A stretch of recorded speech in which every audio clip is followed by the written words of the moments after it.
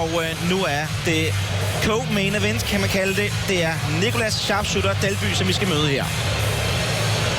Lige nu vil jeg måske ryste lidt mere, og der er en eller anden form for stoisk ord over ham. Både fysisk og mentalt er jeg i sublim form. Og jeg har aldrig været så klar til en kamp, som jeg er nu. Så derfor ved jeg, at jeg kommer til at stå tilbage som sejrsherre.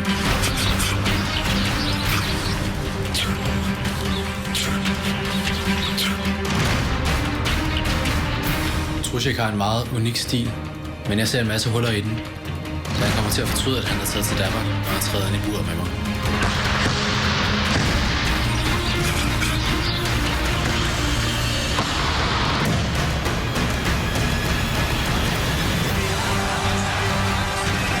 Sidste gang vandt han over en med klubkammerater.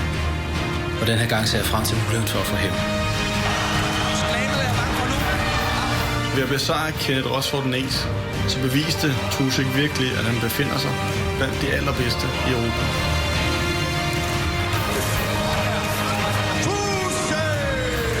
Han er en smart bokser, han har gode nedtændinger, og han har alt ødelæggende ground and pound. Jeg forventer en virkelig dynamisk kamp mellem to af de bedste weltervægtstrikere i Europa. Jeg tror, min hurtighed, teknik og styrke vil være for meget for ham, så han skal ikke blive overrasket over det eneste, han kan huske, at dommeren, der vækker ham, når kampen er slut. Det her bliver en rigtig gyser.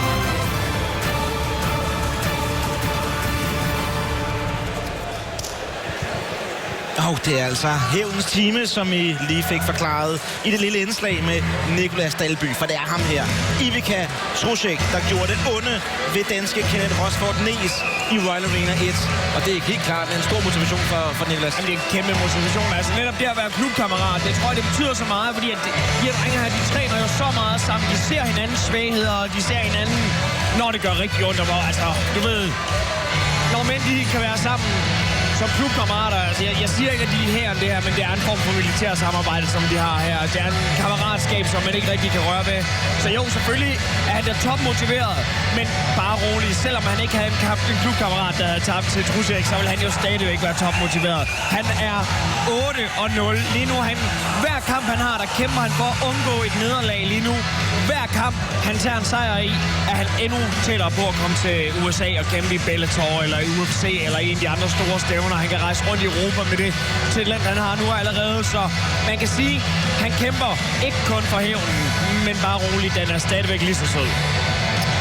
Og her har vi så altså modstander, 24-årig Trušek, Ivica Trušek, som vi også lige hørte, Tutrenka, matchmakeren, den førende matchmaker i Danmark.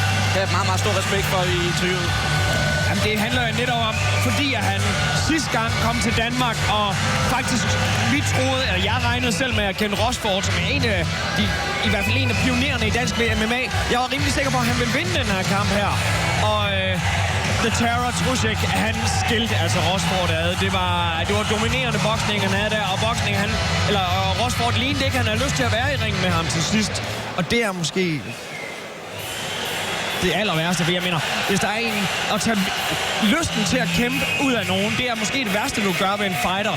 Altså, du kan godt give en knockout, og han så falder om, men han vil rejse sig og kæmpe dagen efter. Men når han lige pludselig står inde i ringen og tænker, hvad fanden laver jeg her? Og det er det, Dalby, han har lyst til at gøre med Trušek som hævn i dag. Altså, alt hvad Trušek har taget til Danmark, det kan han også få lov til at tage med hjem igen. Og der står hævn skrevet i de der øjne for Nicolas Dalby, som kommer ind til sin 9. professionelle kamp. Og alle 8 vundet, 5 af sejrene før tid. Det sjove ved Dalby er, at der er mange af, lige meget hvad vi siger, så er der mange af de her kæmper, der ligner nogle hårde bananer. Det gør han faktisk ikke. Altså hans udstråling, hans fritidskropsudstråling er meget, meget, meget venlig. Altså det er girafsprog hele dagen. Men han skifter. Det sidste kvarter, inden han skal ind i ringen, der er det en transformation. Du talte før om en Dr. Jekyll og Mr. Hyde. Men hvis der er en, der er definitionen af Dr. Jekyll og Mr. Hyde, så er det altså unge hr. Dalby. Han er en af mine yndlingskæmper overhovedet, og jeg glæder mig selvfølgelig bare til at få lov til at dele med Danmark, hvorfor han er det. Spændende at følge. Ja, Altså, han er så her sammen med hans ringhjørne, kan jeg fortælle. Det er Tue Trinka, som du nævnte før, matchmakeren. Og så har han Thomas Lacour, der er hans anden træner, som der kommer til at være i ringhjørnet. Der er en af de store autoriteter i træning i MMA i Danmark. Lacour, han har faktisk etableret træningscenteret Rumble Sport, der ligger ude på Amager. Så ja, hvis man bliver imponeret over, hvad Dalby kan i aften, så kan man jo tage ud og tage et par lektioner selv. Og den opfordring er hermed givet videre. Her får vi lidt detaljer på de to kæmper. Men du kan se også den måde, Trusik han går ud og står i midten af ringen. Han kunne godt være over i sit eget ringhjørne. Nu bliver han oplevet om at gå lidt tilbage af ringlederen. Han vil simpelthen vise, at han er kommet for at kæmpe nu. Han er meget, meget tæt, derinde Kroaten var helt over og føler an på Dalby, og han skal altså lige holde tilbage på gangen af kampens dommer. Og nu ved jeg ikke, om du kan lægge mærke til, at Kroaten han er lidt fedladen i forhold til sidst. Det er ikke fordi, han er fedladen. Det er simpelthen fordi, at det var rigtig hårdt for ham at komme ned i en vægtklasse, der er 71 kilo. Og nu kæmper han så.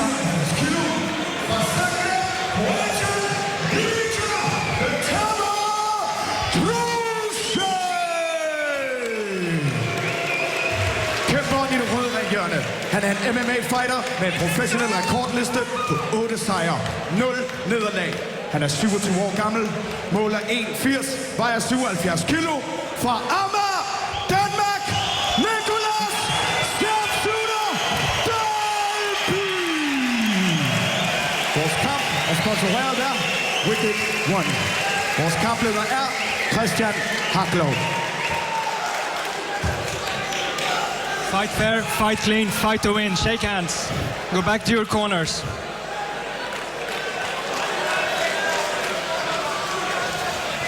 Og så er sandhedens time ved at være her. Klar besked for Christian Haklov. Ja, fight fair, fight clean, men fight to win. Og det er jo selvfølgelig den aggressivitet, vi gerne vil have. Nu er Dalby måske ikke en fighter, der kun skal fokusere på hans aggressivitet, fordi han er så præcis. Altså, han er knivskarp i hans spark og i hans slag. Så for ham er det lige så meget om, hvornår de skal sendes ind. Men man kan sige, at i en by af slag, så er det selvfølgelig sværere for modstanderen at parere og se, hvad der kommer. Men Dalby er nok den hurtigere kæmper af de to også, vil jeg tro. Han har faktisk, altså han har jo et fordel på mange områder.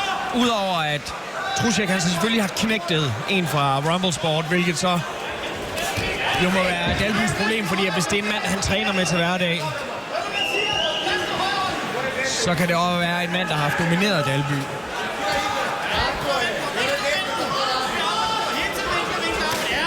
Læg mærke til den måde, han står på, hvilket er faktisk rigtig sjovt.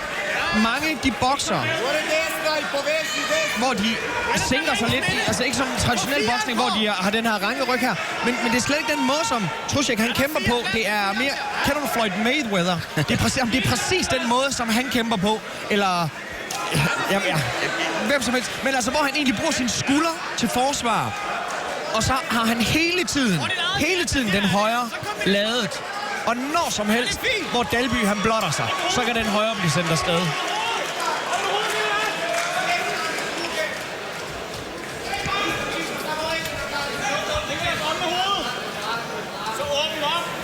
Men jeg ser, altså, Dalby, han har nogle kilo på ham her. Dalby, han har cuttet vægt for at nå ned til den her vægtklasse. Så man kan sige, lige nu er vores, altså, Kroatens fordel er, at han vil nok kunne holde i længere tid. Når der er gået 14 minutter, er Kroaten nok mere frisk. Men lige nu, der er størrelsen, den er altså godt nok med danskeren. Og Dalbys ben er sindssyge. Han er så præcis. Der var åbnet 5 centimeter, og alligevel så fandt foden lige vejen ind. Ej, ikke Dalby, knæ til maven, og så er følger op her. Han fortsætter, ja. Aggressiv stil, det her. Det vil vi selvfølgelig også se fra ham. Sidste gang, der gik, det var en meget hård og lige kamp, Dalby var ude i her. Og i dag vil vi gerne... Wow! Han mixer også op, og det var jo mere flyvespark. Og venstre op, albu! Albuerne, hvis du prøver!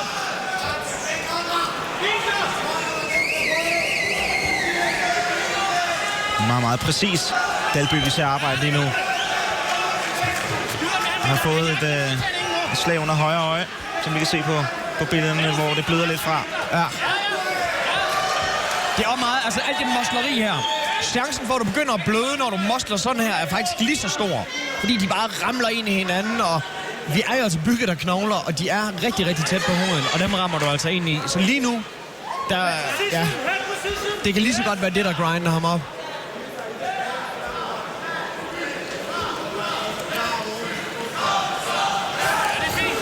En albue.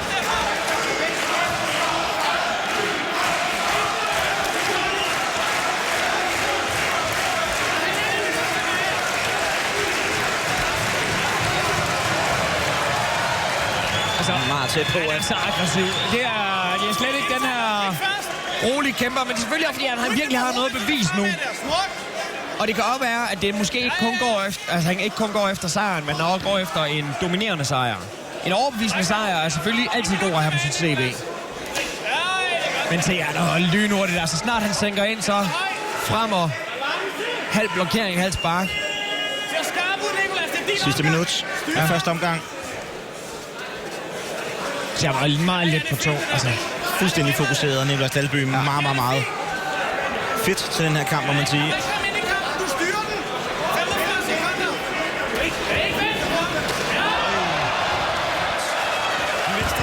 Men det er det farlige der, altså. Ja. Og igen Dalby. Lige nu, og det er jo det, så længe Dalby han er presset på, så får Trušek heller ikke rigtig mulighed for at lade op med den her højrehåndsbombe, som vi snakkede om før. Og han kører hele tiden på vinklerne, men lige pludselig så kan Dalby altså risikere at befinde sig i en vinkel, hvor han ligesom ligger på hovedet på skafottet, så han skal hele tiden passe på at bevæge sig den rigtige vej. Og jeg vil jo hele tiden anbefale ham, at han skal dreje til sin egen højre side. Et par solide salver for Nicolas sharpshooter Dalby mod Trušek, som virkelig har taget imod her i første omgang. Han har taget imod, men han er absolut ikke...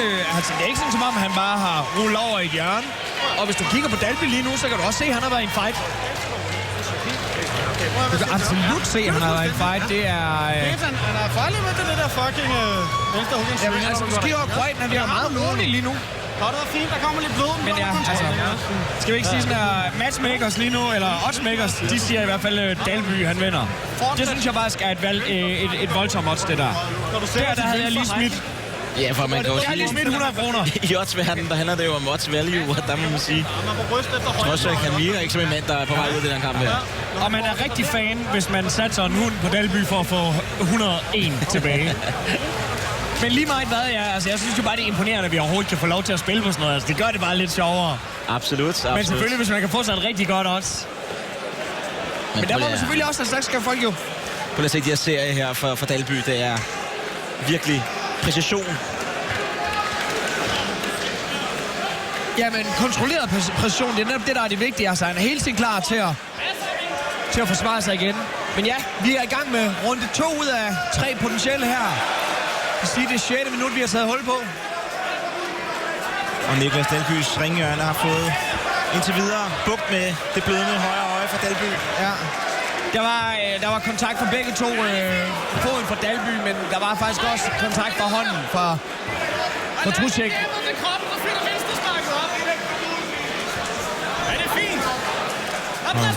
Med det samme er Dalbys sovgrød op igen. Ja. Og Dalby, han virker til gengæld som om, han er en kæmper, der bare har mange flere niveauer, mange flere redskaber at arbejde med. Jeg har ingen problemer overhovedet med, at Kroaten, han er så fokuseret på sin boksning, fordi han er så dygtig i sin boksning. Men du ved hele tiden, hvilket våben han bruger til at angribe. Til gengæld der er Dalby, der er du aldrig helt sikker. Der er hele tiden 10% chance for, at der kommer et headkick, men han kan lige så godt sparke dig i fjeset. Det er 4, når han går tilbage der. Ikke kun en højre hånd. Hvis der kombinationer er lidt lettere at arbejde. Ja, det er dejligt. Og højt. Og højt. Og højt. Og så vi også sidste gang, at Kroaten, han faktisk... Altså, han dominerede faktisk Kennen på alle måder, men når han så også tog ham ned, så var han også god til at ligge ovenpå ham. Og det, jeg tror ikke helt, at han kan ligge ovenpå på Dalby, når man kigger på deres rammer. Men det er slet ikke et spil, Dalby han skruede sig ud i. Altså, den her kamp vinder han. Så du det? Ja. Han rystede på hovedet for at vise, at den ikke ramte. Ved du godt, hvornår man gør det? Når den rammer. gør, hvad han kan. Trusik for ikke at vise svaghed. Det må man give ham. Men han er i alvorlige problemer imod danske Nicolas Dalby. Ingen tvivl om det. Og han er svært ved at komme ind. Han er virkelig svært ved at komme ind der. Han bliver afvist først ved hans leg kick, og så bagefter så får han 2 i skallen, når han prøver at gå frem.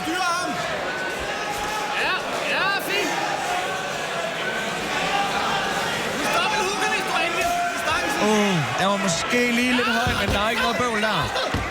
Man kan også sige, at shortsen, de sidder måske... De prætiske shorts er lidt løsere, hvor Dalby, der kan du se med det samme, hvis den rammer i skridtet. Ja, den var ikke rar. Den var ikke rar. Og nu er der fra ringhjørnet netop at skifte niveau hele tiden. Højt, lavt, højt, lavt. Jeg tror, han skal bare holde tempoet, som det er. Det her højt tempo, det kan han holde til lige nu. Han tager imod. Det er dominerende Dalby, det her. Og hele salen her i Brøndbyhallen er 100% med Nicolas Dalby, der ikke blot kæmper for sig selv og sin egen karriere, men selvfølgelig også for hævn for det nederlag, som Ivica Trusek han påførte Kenneth Rosford Næs i Royal Arena 1 tilbage den 10. marts.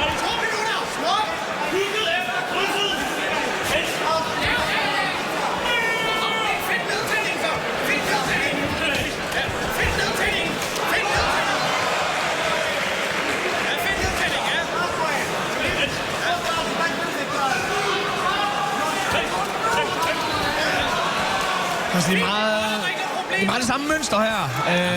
Man kan virkelig mærke, at Dalby han... Hvor han er dominerende, aggressiv, teknisk. Igen, jeg tror måske, at jeg...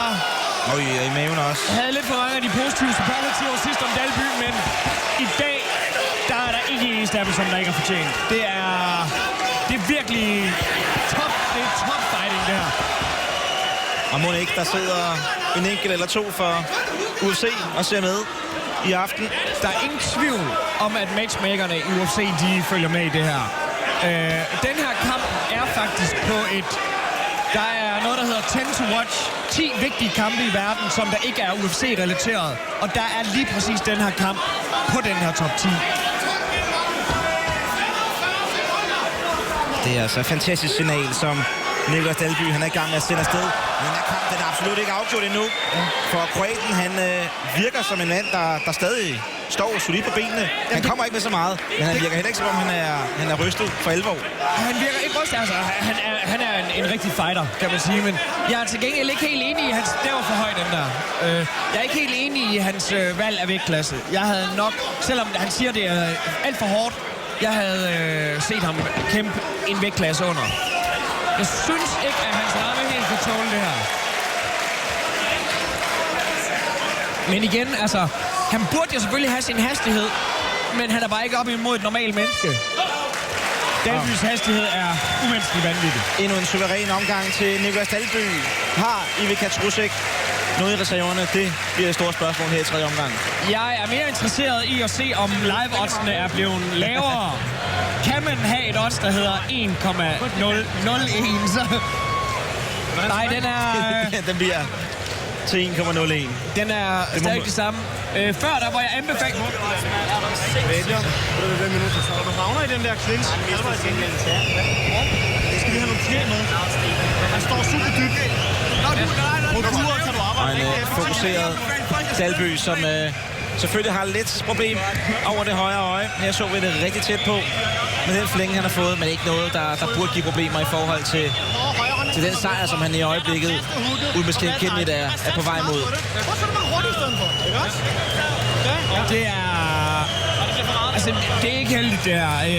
Jeg tror, han ville være mere nervøs, hvis det var en titelkamp på 5 runder, som de kører i UFC. Men sådan som det er lige nu med 5 minutter tilbage, der tror jeg ikke, han er nervøs. Og jeg tror ikke engang, at han begynder at kæmpe forsigtigt. Det ligger heller ikke til ham. Dalby, han har lyst til at vise, at han kan slutte den her kamp nu. Og han er hurtigere stadigvæk. Wow, se, og det der... Han er lynhurtig her. Altså 2 har... Ja... Single leg og får ikke lavet triple. Knæ op. Det er igen, vi har ikke set mange knæ fra Dalby, og så lige pludselig kommer knæet bare. Og hvis vi ikke har set det, jamen, så har Kroaten altså heller ikke forudset det vil komme. Det gør dobbelt så ondt, de slag, du ikke tror kommer. Igen, jeg kværner ham op af væggen og ser, om jeg kan suge de sidste energi ud af ham. Nu igen, du kan se, at der er faktisk et... Ja, okay, nu bliver det så skilt ad. Ellers så bruger Kroaten sit knæ her til at beskytte sig mod flere trælår, som det jo egentlig er, man giver. Men det gør ham bare modtagelig for de takedowns. Og igen, Dalby med flot venstrespark. Ja, det... Se, det er altså... Det er halsende, det her.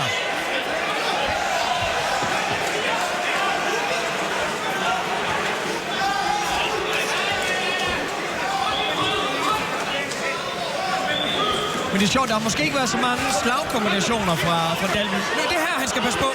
Det her, han skal passe på. Han er op mod en god wrestler, og lige nu der leger han egentlig bare. Det er det... Jeg synes, Dalby, han er lidt for loose på det her. Han ved selvfølgelig godt, at han fører. Men det er ikke hans sted at være. Hvis han ikke kan få den her Kimura nu, hvis han kan få fat i altså det der armbrydertrik, som man lavede som barn, det har jo faktisk et navn. Hvis han kan få fat i den her, så har han jo en god position. Men lige nu, det er noget rod, og han bliver træt i sin arme af at holde vægten selv. Men det er nyttesløst for begge to. Det er selvfølgelig et farmoment for Nicolas Dalby. For lad os se, om Kroaten har noget i ærmet. Første gang, de tager gulvet i brug. Og nu er det slet ikke nu er det slet ikke lige så farligt. Nu er Dalby faktisk rimelig sikker. Det er jeg igen ikke enig med dommer. Jeg kan godt se, der er 3 minutter tilbage.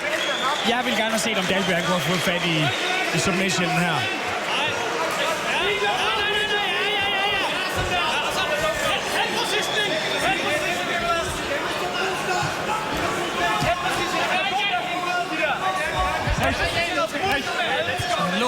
Nu låser han sig bare og holder her egentlig. Går han efter at ødelægge balancen. Ikke det. Ikke det landeste, jeg er godt nok imponeret over den balance, som man har. Nu ved jeg, at Ivica Trušek, han har faktisk en base i judo i gamle dage. Og der lærer man balancen. Det er alfa og omega der. Men det er meget imponerende, at han har hele tiden kunne holde balancen på et ben, når han ville. Fordi hans modstander er altså tungere end ham. Jeg vil sige, at Dalby har små 3-4-5 kilo på ham. Og han er aggressiv stadigvæk. Altså, det er en fight, det her, vi har. Det er en rigtig fight, vi har her. Men ja, gode 100 sekunder har vi tilbage her. Jeg ved ikke lige, hvad der faldt. Eller er nogen, der har tabt på i det ringen. Så der får han så sit takedown, som han har kæmpet for. Og det er fedt, at han får det. Det er også godt for Dalbys selvtillid. Han ved, at han lige nu tager en bedre wrestler ned end sig selv.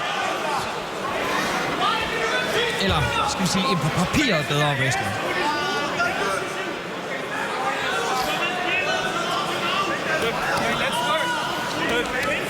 Sidste minut.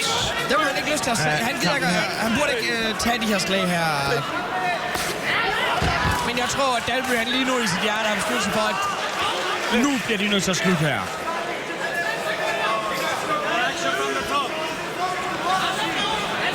Så ved jeg ikke helt med Dalby. Måske har han meget arvæv. Altså, han begyndte godt nok at bløde hurtigt, synes jeg. Og det kan selvfølgelig være, når man er en ung mand som ham, der bare kæmper hele tiden, og der er ikke rigtig healingstid, men jeg gad godt se ham få fikset det, så han ikke bløder så lidt her. Jeg vil her gulvet med masser af blodpletter efterhånden. Ja. Men vi er så sent hen i kampen, at det selvfølgelig ikke kommer hen og bliver nogen faktor. Nej, men det er Dalbys blod, og det løber ned, og ja. Det er heldigvis lige så frustrerende for Kroaten. Og igen viser han, den sad ikke. Hvad betyder det der? Kampen er slut. Lige nu, de smadret. Jeg tror, de lige nu siger, ja, vi ved godt, at vi begge to er vindere. Men lad os få at vide, hvem vinderen er. Og bare roligt, den skal nok hedde Dalby. Den hedder helt sikkert Dalby, men en kroat her, der tog op til Danmark for igen at gøre det onde ved en dansk kæmper, men jeg skal da lige love for, at han fik nogen på... Han fik på munden. Ja, Begge har fået på munden, men ja. Wow. Dalby. Han er en imponerende mand. Ja, men noget af sov, han har fået under den ene fod. Ja. Se her, han havde til synligheden noget bandage under foden, som er gået op. Ja, det er sgu. Ja. Er det hud?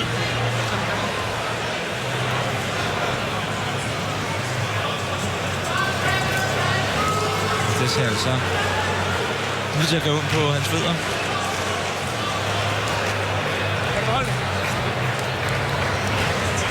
Og se lige hans smil her faktisk. Dalby, der simpelthen mistede en tand.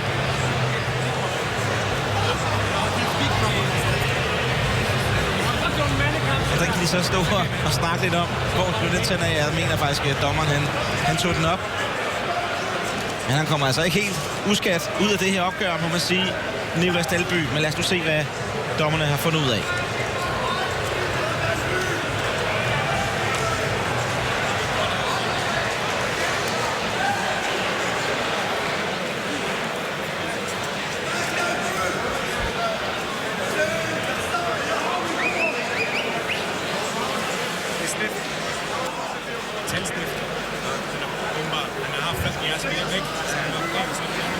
Palle Pallesen scorer kampen 30-27. Frederik Rosenberg scorer kampen 30-26. Andreas Ramsby scorer kampen 30-27. Og stadig ubesejret, Nicolas Sharpshooter Dalby!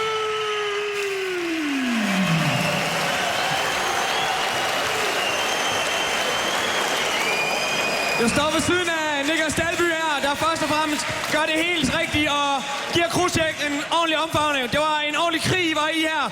3 runder, frem og tilbage. Du var dominerende hele tiden. Var du på noget tidspunkt nervøs for resultatet her? Nej, det var jeg egentlig ikke rigtigt, men det var svært at lukke ham ned. Jeg prøvede at tage den stående. Som I nok kunne se, så var det 90% stand-up og 10% grappling.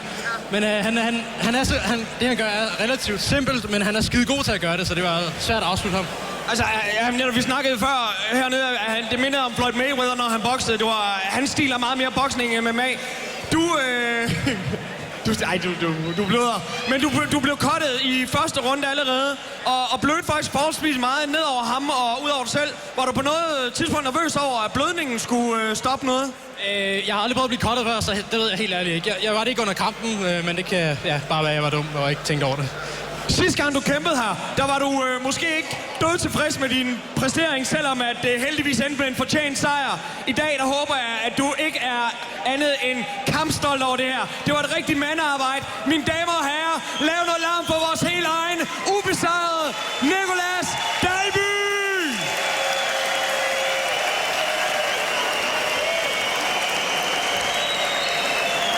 Jeg vil godt lige sige på, hvis jeg må have lov. Først og fremmest tak til alle de her sponsorer, som hjælper med, at jeg har tid og overskud til at gå herhen og give den gas for jer. Og så husk, afterparty på Oak Room, Nørrebro. Ses! Det var det. Afterparty på Oak Room. Husk at støtte sponsorerne. Sponsorerne støtter fighterne. Og mine damer og herrer, så skal vi snart tage gang i en main event.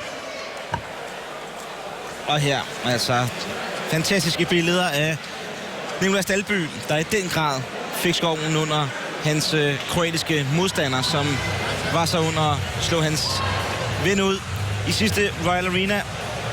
Kenneth Rosford Næs, men her fik Dalby altså hævnen. Det kostede blod, sved og tårer og blod i massevis. Både hans fødder og hans tænder blev slået ud. Men ikke desto mindre, så var det en fortjent sejr til Nicolas Dalby.